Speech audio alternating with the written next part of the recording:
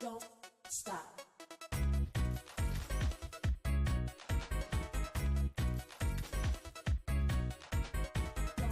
stop. Don't stop. Don't stop. Don't stop. Hello, this is Krista here with you again today. And today, I'm still going to continue talking about things like emotional abuse and how it affects us in our lives. I did a video on this yesterday or the day before. I can't remember now which.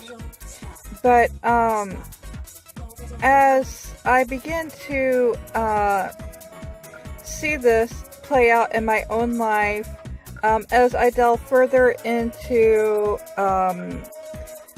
relationships, new relationships, and old relationships, it's really something that is so paramount to understand, especially when you're trying to leave toxic relationships and you're trying to do your own healing and recovery work. You can run into this anywhere. You can run into it in the workforce. You can run into it, with friendships, or just on a daily basis, basically anywhere. This is where a lot of times boundaries comes in, and this is a big place to practice boundary work. I know even it helps dealing with children as well. I know that the other day I realized that a lot, and was learning this morning in one of the videos that I was watching, that what part of emotional abuse is, which is also called mental or psychological abuse, when they are not able to connect with you, whether even it's consciously or subconsciously done by these other people, where you just feel left out, where your feelings aren't really involved, they're not acknowledged, and they don't care to listen to what you have to say, think, or feel on certain things. It can get more into gaslighting, where they start telling you what you're thinking or feeling doesn't really exist, or that it's not important, or that those really aren't the things that you're thinking or feeling. That's where they really take that clasp and control over you, and that is where that is where they get their control in, so they can dive further like vampires and bite you in that source and that pain, even where you're having painful feelings toward them, or you're having like positive feelings. They just chew that. Like, that's really why they keep you, is because that is the source that they're getting from you. What's funny is that when you start to learn and handle these types of relationships, oftentimes what happens is these people will no longer be able to get that source. And that is really what their core aim is to get this source from you, whether it's positive or negative, and have you complying to their manipulations over you, and to get you to do what they want. Unfortunately, this is never a healthy innuendo, and I know I found out really hard in the last relationship I was in, that when you do finally start learning these things and using those boundaries and things, all of a sudden those vampires will take their teeth off of your neck and move back. It basically kind of like repels them from you, and they have to go look for that source somewhere else, because they need a victim. That is how they actually survive in this world. Without it, they would probably become like, they just wouldn't be able to go on And that's why they're constantly hunting for somebody or something, be it like a drug or someone that can support them for another source of supply. That is what happened in this last case. Actually, the two last ones. The second to last one that I was in for the longest, which was almost 10 years, with a man and his children. As I began to do more boundary work, and just on an instinctual level, because I knew how he was treating me wasn't right, keeping me isolated and away from my family and beating on me, using sex to control me, and just, a lot of sexual abuse involved, and ignoring, like going out and working all day, not talking at all, which is more just emotionally abuse and silent treatment, because even if they know it or not that they're doing this, they usually don't really realize that they're doing it. But trying to confront them and tell them they are, and like how they can change, and trying to change them, that is a no-go. Okay, that's essentially, basically, for the most part of it, with these more extreme cases of cluster B and narcissistic types. Or even for the milder ones, maybe just even for like the more some dysfunctional relationships that you're in, or people that you're dealing with, you really cannot change anybody. It just doesn't work. And they're going to have to learn it on their own for themselves throughout their lifetime. It might not be as fast as you want it, but you do not have to sit there and wait for them to change either, because that change might not even ever come. Like, you got to get to the point where you just, you might get to that point where it is so bad, like the beatings on you are so bad, in any way, be it their silent treatment, maybe they're cheating on you or something. Maybe you're trying to have that relationship with that married individual, and they keep saying they're going to get that divorce, and then it never comes, and you never see any real change or progress on their side, even though no matter how much you learn about it. I know that you want to keep that hope alive and that dream alive, that there is actually something there. But when you do have to start coming out of that at one point, if it takes you all the way to them really just putting a hole right through your heart, like the damage is just so extensive that there is no other choice but to leave. A lot of us do have to get to that point, even in situations like when we're addicted to something. We usually have to crash out and get to that devastated, hurtful no point of return, where they just completely break your heart and everything, for you to be able to pull away from it. But if you can and realize that before, it's good too. But really, like, I know a lot of times I hear that sometimes it takes victims to come to the point of even having nervous breakdowns before they can make that change inside of themselves, where they cannot go any further down. They have to start helping themselves back up, getting help, outreach outside of themselves, and finally start bringing that support in, that they can gain a more healthier level of existence, because too much damage has been done. So it can get to the point where you numb out and you become so numb in the world and your feelings are never getting validated, and it seems like it might be everyone surrounding you, because you are still stuck in this state of control by others. And to really start leaving that, you need to get yourself together.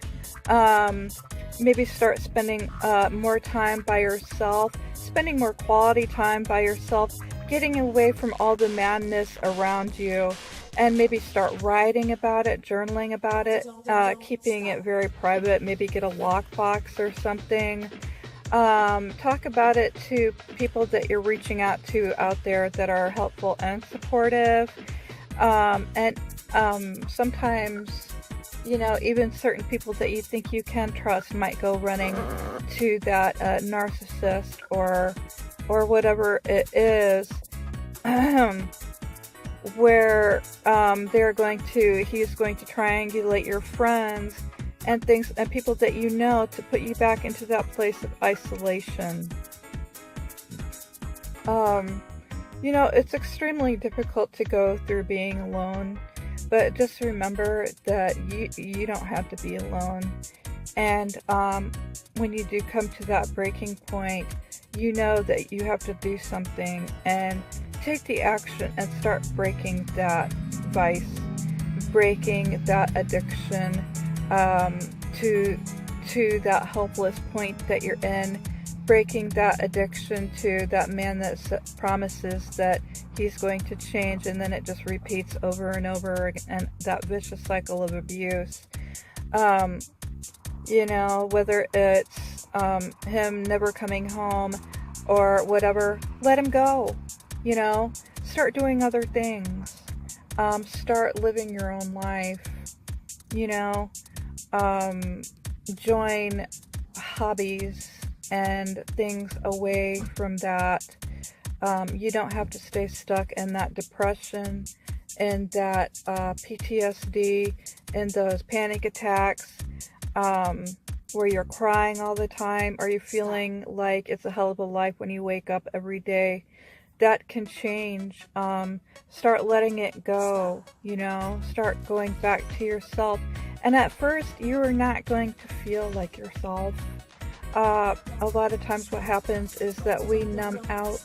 And even when we come out of it and start, maybe even a year or more after you get away from this person, there can still be a lot of healing that needs to be done. And you can stay numb for a while until finally, a lot of times what really helps is meditating on like emotional healing and stuff. There's a lot of good YouTube meditations and hypnosis out there for starting to heal those inner traumas and emotions inside of you that you're still in shock from, and they're not going to leave until you really start feeling your feels again. I have to tell you right now that it has been 2 years since my partner decided to take his teeth out of me and go find another source of supply. That was really so extremely hard to feel that same level of rejection that even happened between my father and I when I was very young. But it will replay itself until you really start taking the actions, after you've learned about it, taking the actions to really step away and get a safe place to be, whether it's a place of your own, just you, maybe your children, maybe a roommate that is, not so toxic. Anything just to get away from that really extreme, dangerous type of abuse that's happening. I guess this video is kind of random, but although I'm still kind of giving, processing through things and taking the steps to really get to that place where you can process your emotions and things. And I know after my kids were taken away from me and shit really went down and came crashing down around me after my last relationship, I became so numb. And I almost died, I got so sick because we were on drugs for a while and he kept wanting to use and kept me isolated from my family and things, and then tried to isolate me further and punish me when I tried to get away. And although, thankfully my kids are back home now, they're really messed up. Now I have to help them recover. But just basically what you can do is just be a start being a good role model for them to follow. Get out of those types of relationships and situations where you are very controlled and it's damaging to you and your family as well. When it just seems like it's never ending, it can come to an end. And you can go on and you can start a new life. But what's important is when you start feeling that safety every day. I know now that I have my own place again for the numerous time, if that's a word, probably not, but just starting to feel safe, and that I don't have to invite those types of people into my life. And even as I do start dating again, and I'm starting to see the red flags that I don't have to stay with those types of individuals, that I can kick them out, and I don't have to keep in like a place where I have to stay. I don't know if I can find the word I'm looking for, but just kept below the veil. Below the veil of consciousness, which is where they stay at. They stay at this level where they can't be aware of really what's going on. They stay in this very part of themselves that is asleep yet, and that's the thing that they can't come out of. And not only that, they are not peaceful, they are dangerous. They might have conditioned you for a very long time, even from early age, to keep you down and keep you not able to talk and use your own voice and follow their lead and everything. And when you grow up and you start learning and realizing that you can have this freedom of thought, emotion, and belief, and you can structure a new way for yourself and have a new type of a lifestyle, maybe where you put peace and safety first. Maybe you start practicing yoga, joining an exercise place. Just start waking up and joining things that are healthy for you, and joining maybe an online group where more support and awareness is given, to help yourself get through the rough times. You don't have to do it by yourself. Trying to stay isolated during any of this is very harming to a person's well-being. So, it's important for people to come together. That's just our human nature, in healing ourselves and staying social and being a part of things, So I just want to say in this video that, even if people keep trying to come back into our lives, and in fact, I just went out with this guy, and, we dated for about a month, and then I'm going to be really straightforward here, but we tried sleeping together a couple times in the end. And what was really crazy was throughout the whole thing, there really wasn't much communication. And then he had a mental condition, bipolar 1, which is the worst bipolar, and they're really, he was really talkative at first, but then after he got on medicine, all of a sudden, it was like he didn't even know how to communicate. Usually in dysfunctional families, we aren't taught to communicate very well anyways, but I think women, we have a little bit better edge on communicating and talking, that's one of our things, So, but this guy wouldn't even talk. I mean, I had to do all the talking and everything. And that's when I noticed the first red flag. Well, one of the first ones. And then in the end, I remember that after We slept together. It was like, there was no holding, there was no talking, there was no enjoying the aftermath or anything like that. It was just basically, as soon as I closed my eyes and turned my side, he was up and out of the room and in the other room watching TV. That happened twice in a row. And, I even had let him stay the night at my house. And what's crazy about that was that he did not even come to bed. Like, he stayed and slept on the couch both nights. At first I started making excuses like, oh, well, this guy is not really used to me, and maybe we're just going to come together more slowly like this. But as I started thinking about emotional abuse and started researching it a little deeper, I started thinking about how it kind of made sense how when the abuser starts with conditioning,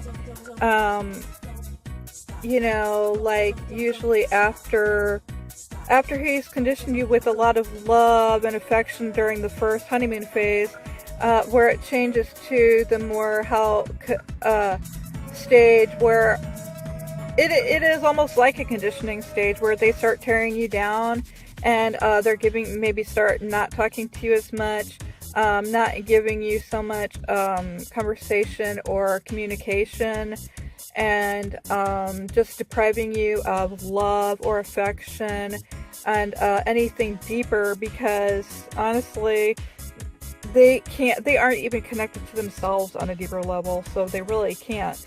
But see, that happens to a lot of us codependents too.